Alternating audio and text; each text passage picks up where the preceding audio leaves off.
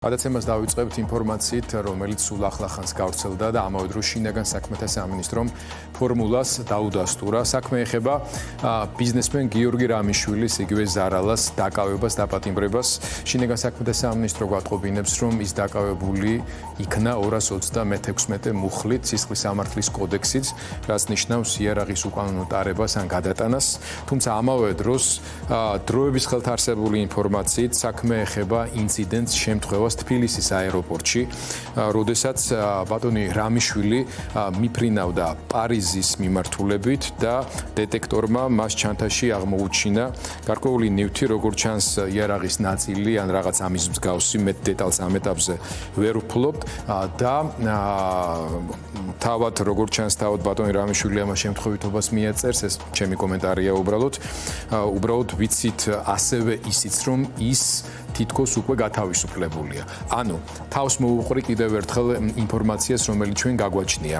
სულ რამდენიმე წუთის წინ გავრცელდა ინფორმაცია Silk Group-ის ხელმძღვანელის, Silk ჯგუფის ხელმძღვანელის გიორგი რამიშვილის ზედმეტსახელად ზარალას დაკავებასთან დაკავშირებით. ცხადია, ამას ფართო რეზონანსი მოყვა, რამდენადაც ბატონი გიორგის სათავეში უდგას მის მიერვე დაფუძნებულ ერთ-ერთ ყველაზე მსხვილ ქართულ ბიზნეს ჯგუფს, რომელიც თავის თავში მოიცავს Silknets, Silk Banks, მოიცავს უზარმაზარი სასტუმროებისა და რესტორნების ქსელს და კიდევ ძალიან ბევრ მნიშვნელოვან მიმართულებას. შეგვიძლია ვთქვათ, რომ ის კაპიტალის რაოდენობით ქართულ ბიზნესმენებს შორის ალბათ პირველ ხუთეულშია და მისი დაპატიმრება ცხადია ძალიან სკანდალური ინფორმაცია.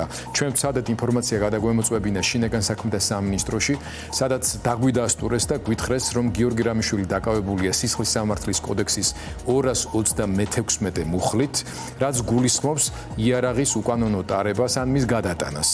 თუმცა დროების ხელთ არსებული ინფორმაციით შემთხვევას ნამდვილად ჰქონდა ადგილი, მით უმეტეს როცა შინაგან საქმეთა სამინისტრო ამას გვიდასტურებს და ეს მოხდა თბილისის აეროპორტში, როდესაც ბატონ გიორგი რამიშვილი აპირებდა გაფრენას საფრანგეთის, ანუ პარიზის რეიზზე, პარიზის მიმართულებით, თბილისის პარიზის მიმართულებით და მას დეტექტორზე, აეროპორტის დეტექტორის შემოწმების დროს, უსაფრთხოების შემოწმების გავლის დროს აღმოაჩნდა როგორც ჩანს იარაღი ან იარაღის რაღაც ნაწილი. მეტ ინფორმაციას ამის თაობაზე არ ვფლობთ.